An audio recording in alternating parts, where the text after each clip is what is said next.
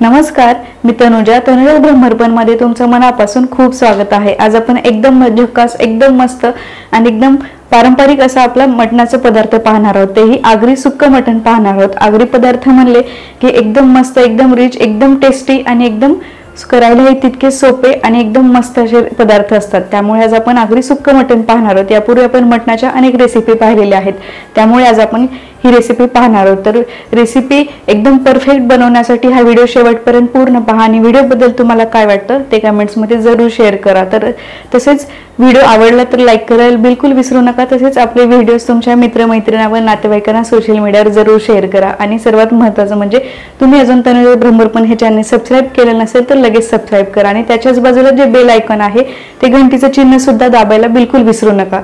तर चला आपल्या रेसिपीसाठी काय काय साहित्य लागणार आहे ते पाहूयात।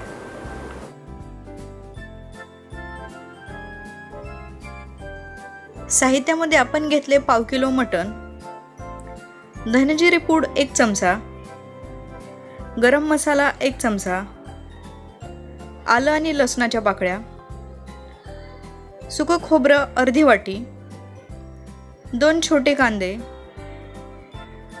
1 छोटा कांदा चिरून, आगरी मसाला गरजेनुसार, कोथिंबीर 2 ते 3 मोठे चमचे, तमालपत्र, दालचिनी आणि मसाले वेलची, हळद अर्धा चमचा।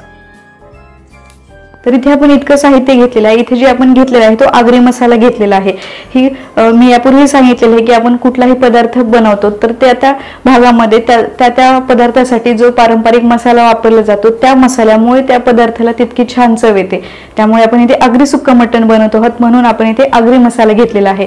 जर तुमच्याकडे तो नसेल तर तुम्ही कुठलाही तुमचा साठवणीतला मसाला आहे तो घेऊ शकता। तसेच जर तुम्हाला आगरी मसाल्याची रेसिपी हवी असेल तर ती मी डिस्क्रिप्शन मध्ये मेन्शन केलेली आहे, तिथे तुम्ही नक्की वाचा। तसेच आपल्या चॅनेलला जाऊन सुद्धा ती रेसिपी तुम्ही पाहू शकता।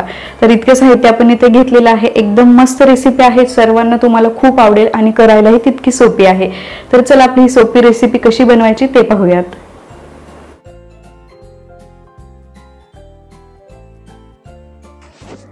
सर्वप्रथम आपल्याला कोथिंबीर आणि आलं लसूण हे वाटून घ्यायचं आहे। इथे आपण 2 ते 3 इंच आलं आणि 10-15 लसणाच्या पाकळ्या ह्या सोलून घेतलेल्या आहेत।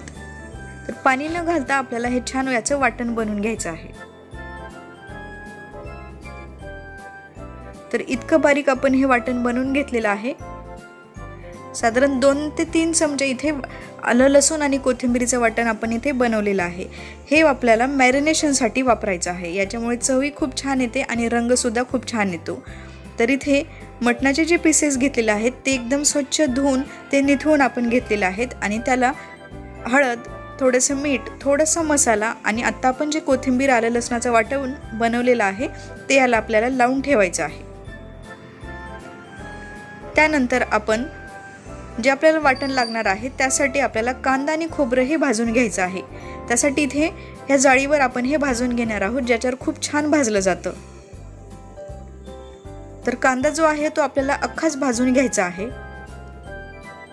आणि तो आतपर्यंत व्यवस्थित भाजला जावा त्यासाठी कांदा इथे असा चिरलेला आहे। त्याचसोबत आपण खोबरं सुद्धा भाजून घेणार आहोत। खोबऱ्याचं आपल्याला हे अख्खाच ठेवायचं आहे म्हणजे भाजायला हे सोपं जाईल। कांदा भाजायला थोडा जास्त वेळ लागतो, पण खोबरं जे आहे ते एकदम पटकन पेट घेतं। त्यामुळे खोबरं जे आहे आपल्याला हे सतत सर्व बाजूने आपल्याला हे भाजत राहायचं आहे।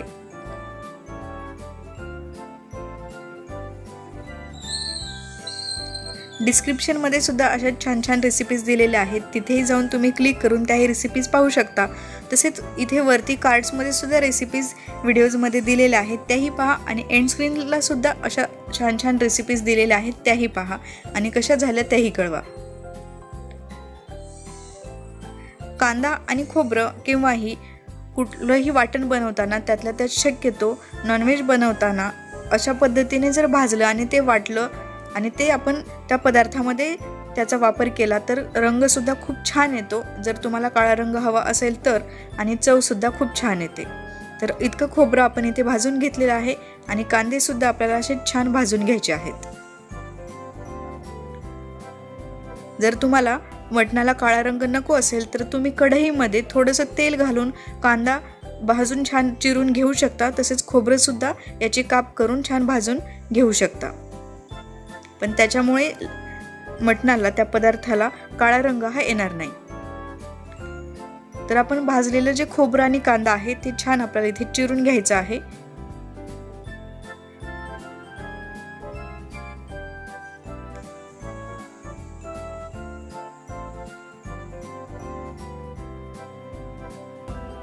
आणि त्यानंतर आपल्याला अगोदर खोबरं आहे ते वाटून घ्यायचं आहे। कांदा आणि खोबरं आपण एकत्र वाटणार आहोत, पण अगोदर आपल्याला खोबरं वाटून घ्यायचं आहे।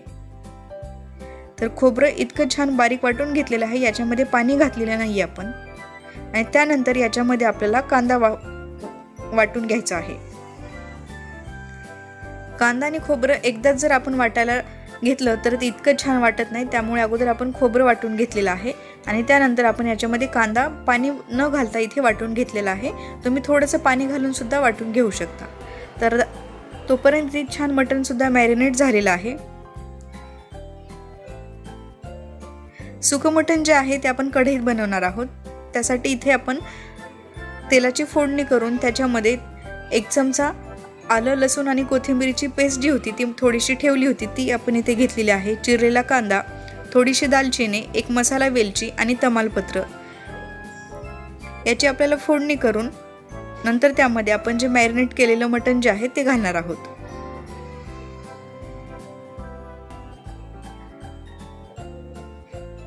कांदा लवकर परतण्यासाठी आपण नेहमी थोडंसं मीठ घालत असतो, त्याच्यामुळे कांदा हा लवकर कॅरमलाइज होतो आणि तो लवकर शिजला पण जातो, परतला जातो। यामध्ये आपल्याला थोडंसं गरम मसाला घालायचा आहे। आगरी मसाल्यामध्ये भरपूर मसाले असतात, जवळपास सगळेच खडे मसाले त्याच्यामध्ये वापरले जातात, त्यामुळे गरम मसाला थोडासाच इथे 1 चमचा आपण घेतलेला आहे। हे छान परतल्यानंतर आपल्याला याच्यावर झाकण ठेवायचं आहे आणि त्यामध्ये पाणी घालायचं आहे, जेणेकरून जे मटण जे आहे ते तळाशी कढईला चिकटणार नाही। आणि मध्यम आचेवर आपण हे शिजून घेणार आहोत। तुम्ही पाहू शकता किती छान याला स्टॉक याचा हा सुटलेला आहे। आणि जे पाणी जे होतं ते आपण याच्यामध्ये घालणार आहोत। अधूनमधून आपल्याला सतत हे चेक करत राहायचं आहे, जेणेकरून याच्यातलं जे पाणी आहे ते आटलं नाही पाहिजे आणि ते आपल्याला सतत परतत सुद्धा राहायचं आहे।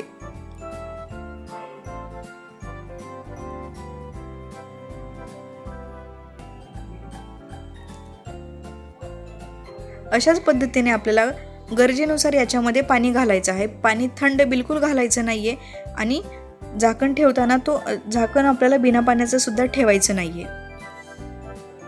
तर थोडं थोडं पाणी घालून आपण हे शिजून घेणार आहोत, कारण आपल्याला सुक्कं मटण बनवायचं आहे। पण आता चेक करून घेऊयात की मटण शिजलं आहे का ते।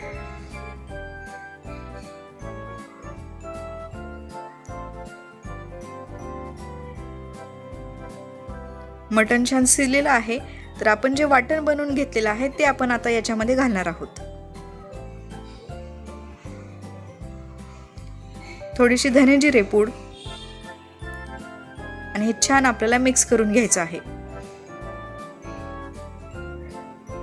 जर तुम्हाला सुक्का मटण मध्ये सुद्धा थोडीशी ग्रेव्ही हवी असेल तर तुम्ही थोडंसं याच्यामध्ये गरम पाणी घालू शकता।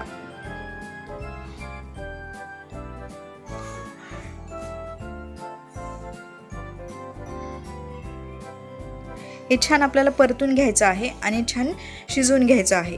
खोबरं आणि कांदा हे छान आपण भाजून नंतर ते वाटून घेतलेलं आहे, त्यामुळे आता खूप जास्त आपल्याला इथे वेगळं याला परतायची गरज नाहीये। आणि अशा पद्धतीने मटण आपण शिजवून घेतल्यामुळे त्याला चव सुद्धा खूप छान येते। मसाल्याला तेल छान सुटलेलं आहे, पण अजून जास्त सुक्कं मटण इथे मला बनवायचं आहे, त्यामुळे आपल्याला हे छान परतून सुद्धा घ्यायचं आहे।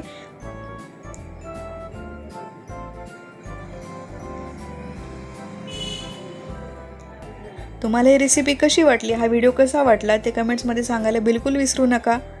आणि अजून तुम्ही तनुजा's ब्रह्मरपण हे चॅनल सबस्क्राईब केले नसेल तर लगेच सबस्क्राईब करा आणि बेल आयकॉन सुद्धा क्लिक करा।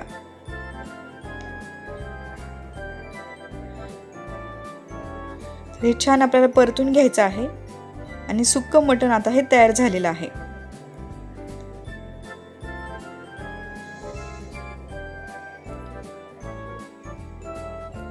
नक्की ही रेसिपी करून पहा, मला खात्री आहे तुम्हाला हे खूप आवडेल आणि व्हिडिओ हा कसा वाटला तुम्हाला तेही कळवा। तर एकदम छान, एकदम जबरदस्त हे सुक्कं मटण खाण्यासाठी तयार झालेलं आहे।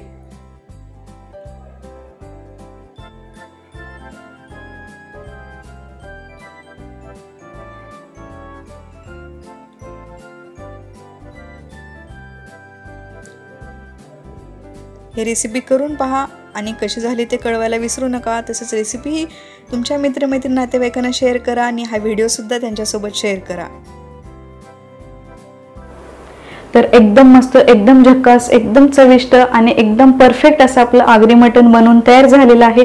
नक्की करून पहा, मला खात्री आहे की तुम्हा सर्वांना खूप आवडेल। तर नक्की ही रेसिपी करा, रेसिपी शेअर करा, तसेच आपला व्हिडिओ सुद्धा तुमच्या मित्रमैत्रिणी व नातेवाईकांसोबत शेअर करा, म्हणजे त्यांच्यापर्यंत आपलं चॅनल पोहोचेल आणि त्यांच्यापर्यंत अशा छान छान रेसिपीज पोहोचतील। आता पाहूया त्याची आपली टिप। तर टिप आपली ही आहे की जेव्हा आपण बटाट्याचे पराठे बनवतो, साधारण आपण 3-4 बटाट्याचं जर सारण आपल्या पराठ्यासाठी बनवत असू तर तेवढ्या सारणासाठी जर त्याच्यामध्ये आपण 1 चमचा कसुरी मेथी त्या सारणामध्ये घातली तर खूप छान चव देतात आपले पराठे आणि त्याला कसुरी मेथीची सुद्धा खूप छान स्वाद येतो। त्यामुळे नक्की ही टिप वापरून पहा, मला खात्री आहे तुम्हाला खूप आवडेल। तर वेळात वेळ काढून तुम्ही माझा व्हिडिओ पाहिला त्याबद्दल खूप धन्यवाद। पुन्हा भेटूयात अशाच एका छान रेसिपी सोबत आणि एका नवीन टिप सोबत। तोपर्यंत खुश राहा, हेल्दी राहा आणि आपले व्हिडिओज पाहत राहा। इथे जे बॉक्सेस दिलेले आहेत तेही क्लिक करा आणि अशा छान छान रेसिपीज पाहत राहा।